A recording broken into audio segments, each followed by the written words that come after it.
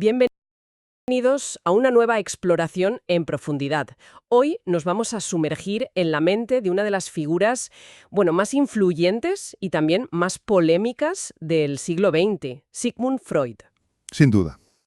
Y es que Freud no fue solo un médico neurólogo, fue un pensador que propuso una idea que, la verdad, lo cambió todo: la existencia de un mundo oculto dentro de nosotros, el inconsciente. Exacto.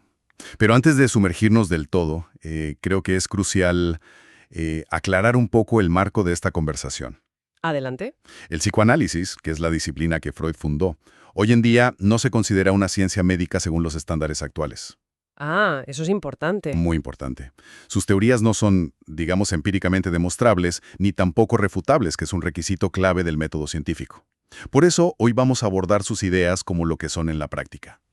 Una perspectiva filosófica. Una herramienta, entonces. Eso es, una herramienta increíblemente potente para el autoconocimiento. Entendido. O sea, no buscamos aquí una verdad científica irrefutable, sino más bien un mapa para explorar nuestra propia psique. Justo. El objetivo entonces sería desentrañar qué es exactamente ese inconsciente, cómo funciona ese famoso mecanismo de la represión y, sobre todo, cómo se manifiesta en nuestro día a día, porque, según Freud, está detrás de todo. De casi todo. Desde pequeños errores que cometemos hasta problemas mucho más profundos. Bien, pues empecemos por el principio. ¿Cuál es la estructura básica de la mente, según Freud? A ver, la mejor forma de visualizarlo, y la más conocida, es con la famosa analogía del iceberg.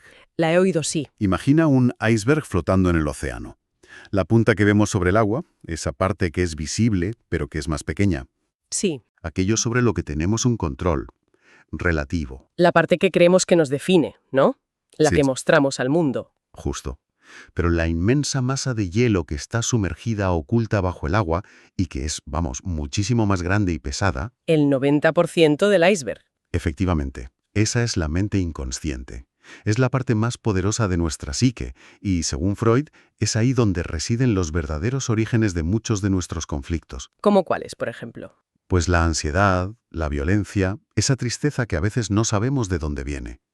El trabajo del psicoanálisis es, precisamente, intentar iluminar ese espacio misterioso y oscuro. Siempre con la ayuda del propio paciente, claro. Siempre. Es un trabajo a dúo. Suena como una tarea increíblemente difícil, como intentar encontrar algo a tientas en una habitación completamente a oscuras, sin saber siquiera qué forma tiene lo que buscas. Lo es. Y eso me recuerda a una pequeña parábola que lo ilustra a la perfección. A ver. Un hombre está en su jardín, de noche, buscando algo en el suelo bajo la luz de una farola. Se acerca un amigo y le pregunta. ¿Qué buscas? ¿Mis llaves? Imagino. Mis llaves, responde él. El amigo, para ayudar, le pregunta. ¿Y dónde las perdiste? El hombre señala hacia su casa y dice. Dentro de casa. ¿Cómo? El amigo, totalmente desconcertado, replica. Entonces, ¿por qué las buscas aquí fuera? Y el hombre contesta.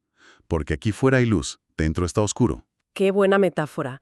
Es reveladora, pero también, no sé, un poco descorazonadora. ¿Por qué? Sugiere que estamos, en cierto modo, condenados a buscar a ciegas las soluciones a nuestros problemas más profundos en un lugar al que no queremos entrar porque nos da miedo la oscuridad. Plantea exactamente esa incomodidad.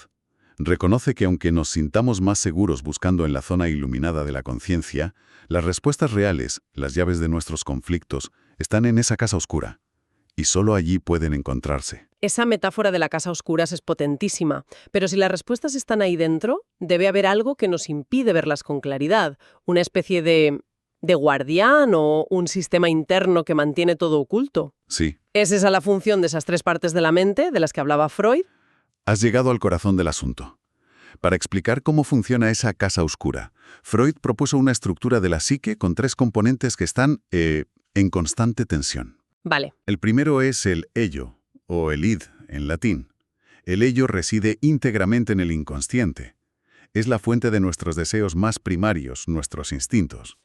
Lo que él llamaba pulsiones, ¿no? Eso es, las pulsiones. Especialmente los impulsos de naturaleza sexual y también los agresivos. Es energía pura, el motor biológico que nos pide gratificación inmediata. La parte más primitiva de nosotros, casi animal. Se podría ver así, sí. Luego está el yo, el ego. Que seríamos nosotros, en principio. El yo es nuestra identidad consciente, la parte que interactúa con la realidad. Se manifiesta en nuestros actos, en nuestras palabras, nuestros sentimientos. Su trabajo es ser el mediador, intentar satisfacer los deseos del ello, pero, y esto es clave, de una forma realista y socialmente aceptable. Entiendo. ¿Y el tercero? Y finalmente tenemos al superyo, el superego. El juez interior. La vocecita que nos dice lo que está bien y lo que está mal. Precisamente. El superyo es nuestra conciencia moral. Se forma a partir de las normas sociales, la educación que recibimos, los valores familiares. Todo lo que aprendemos de fuera. Exacto. Y reside en gran parte en el inconsciente. Su función principal es juzgar los impulsos del ello. Si considera que un deseo es inaceptable, o vergonzoso, o peligroso, su principal herramienta es la represión. Lo encierra. Lo encierra bajo llave en el inconsciente. A ver si lo he entendido con una imagen más cotidiana. El ello es como un niño caprichoso en mitad del supermercado que quiere una chocolatina y la quiere ya, gritando y pataleando. Me gusta. El superyo es el padre estricto que dice, ni se te ocurra, eso es malo y no se hace. Y el pobre yo es el mediador que intenta negociar, diciendo, vale, tranquilo, si te portas bien, quizás compremos una después, para evitar un escándalo. Es una analogía perfecta. De verdad, captura la dinámica a la perfección. Es una lucha constante. Y la idea clave aquí es que para Freud nada se borra de la mente. Nada. Nada. Las experiencias traumáticas, los deseos prohibidos, los recuerdos dolorosos que olvidamos, en realidad no desaparecen. Simplemente son encerrados por el superyo en el sótano del inconsciente. ¿Y qué ocurre cuando esa negociación falla? Cuando el mediador, el yo, se ve superado por uno de los dos extremos. Ahí es donde surgen, los problemas psicológicos. Podemos pensar en dos tipos de desequilibrio, y creo que es importante abordarlos con una mirada compasiva, ¿no? Desde luego. Los impulsos del ello se desbordan sin control. ¿Y eso se traduce en? Pues se puede manifestar en comportamientos destructivos, una persona incapaz de controlar su ira, o en casos ya extremos, alguien que comete actos violentos o agresiones sexuales. Su superyo sencillamente no está haciendo su trabajo de poner límites. Entiendo lo del superyo débil. Es casi intuitivo, pero que un superyo demasiado fuerte sea también un problema me sorprende. ¿No se supone que tener una conciencia moral estricta es algo bueno? ¿Dónde está el límite para que se convierta en algo perjudicial? Es una pregunta excelente, porque va en contra de la intuición. El otro extremo es un superyo hiperactivo. Demasiado juez. Demasiado juez, sí. Un juez interno tan severo que reprime en exceso incluso los instintos más naturales y sanos. Esto crea personalidades que hoy llamaríamos, perfeccionistas, personas que sienten una necesidad constante de complacer a todo el mundo, de que cada gesto sea impecable. Agotador. Viven en un estado de control y autoexigencia agotador que es, en sí mismo, otra forma de desequilibrio y de profundo sufrimiento psíquico. Esa represión extrema llevada al límite imagino que puede tener consecuencias devastadoras. Devastadoras, porque si un impulso natural es reprimido de forma total y antinatural durante mucho tiempo, el día que consigue liberarse, puede hacerlo de la forma más perversa y destructiva posible. Suena terrible. Hay un ejemplo muy duro, pero creo muy ilustrativo en la realidad social. Pensemos en la institución del celibato en la Iglesia Católica. Vale. Se exige a los sacerdotes una represión total y de por vida de su instinto sexual. Una exigencia que va directamente en contra de la biología humana. Completamente. Y el resultado trágico de esa represión tan extrema del ello es lo que, se ha visto en los escándalos de abusos sexuales a niños.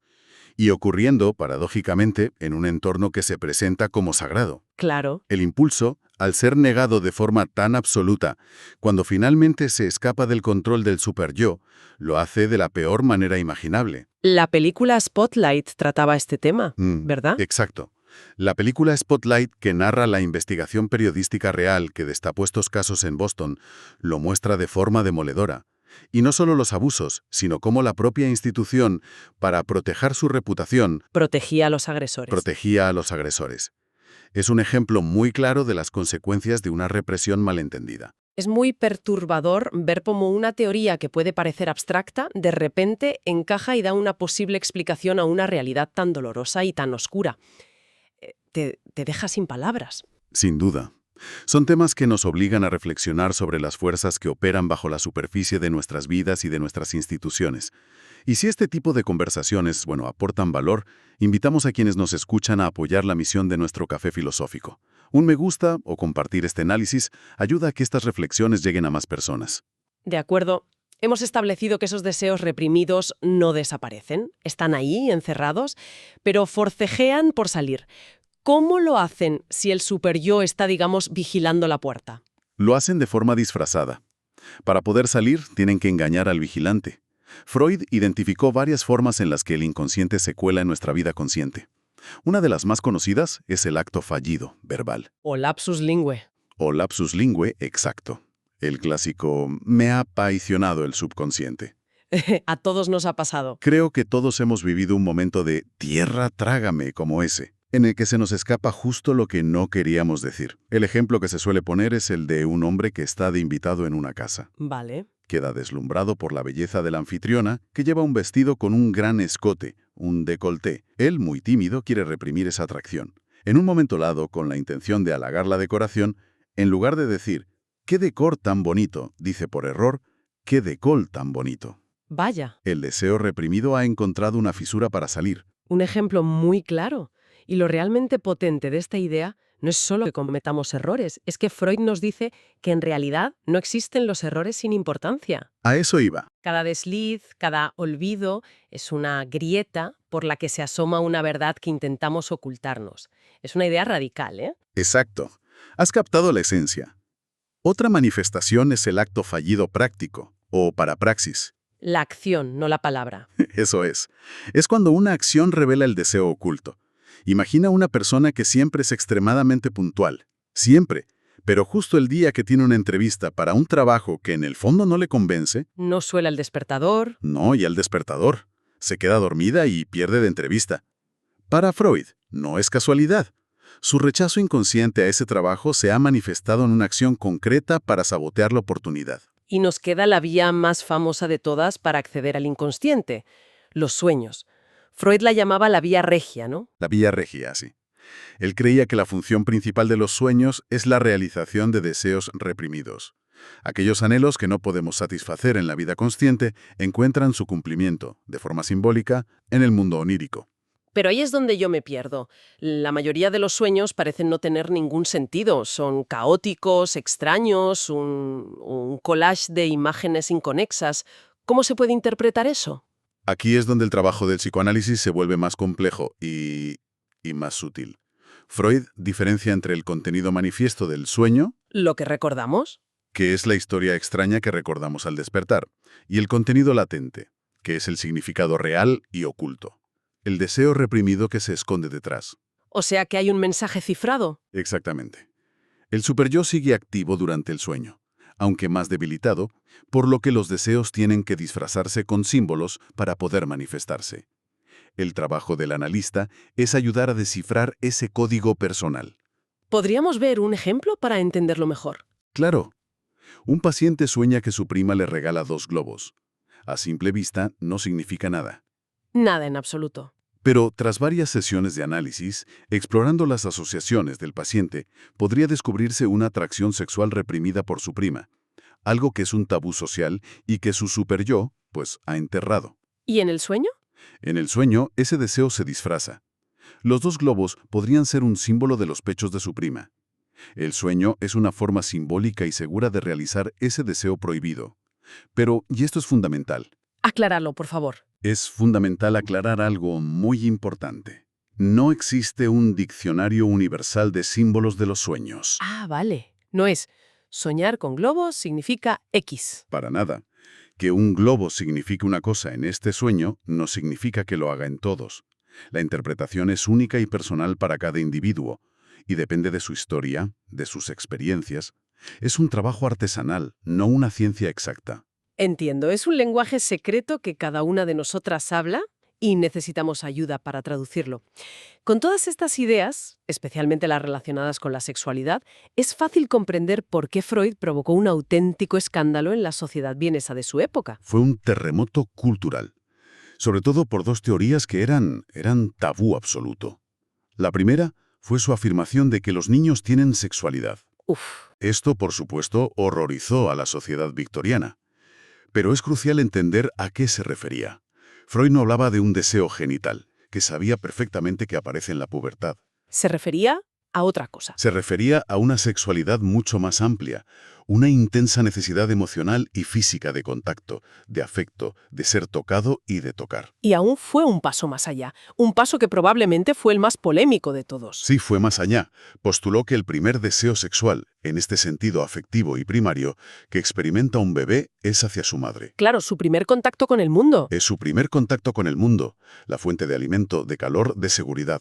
Pero a medida que el niño crece y se forma su superyo con las normas sociales, descubre la figura del padre, su lugar en la familia, y ese deseo es reprimido. De forma feroz, has dicho. De una forma feroz. Queda enterrado tan profundamente en el inconsciente que ningún adulto guarda el más mínimo recuerdo de ello. Es la represión originaria. Es que, incluso hoy, esa idea, aunque se explique en términos de afecto, sigue generando un rechazo casi visceral. Cuesta trabajo procesarla. No me extraña que hace más de un siglo se considerara una idea monstruosa. Totalmente. Freud nos deja con una imagen de la mente humana como un campo de batalla interno, un lugar lleno de secretos que, en primer lugar, nos ocultamos a nosotros mismos. Es una visión compleja y, para muchos, profundamente perturbadora. Ciertamente. Al final, Freud es un pensador que no deja a nadie indiferente. O se le admira como un genio que desveló las claves del mundo interior, o se le rechaza por proponer ideas que nos resultan incómodas. No hay término medio. No suele haberlo. Pero lo que es innegable es su gigantesco impacto en la cultura, el arte, la literatura y el pensamiento de todo el siglo XX. Su huella está por todas partes. Sin duda. Nos ha dejado un mapa fascinante, aunque a veces inquietante, para intentar entendernos un poco mejor.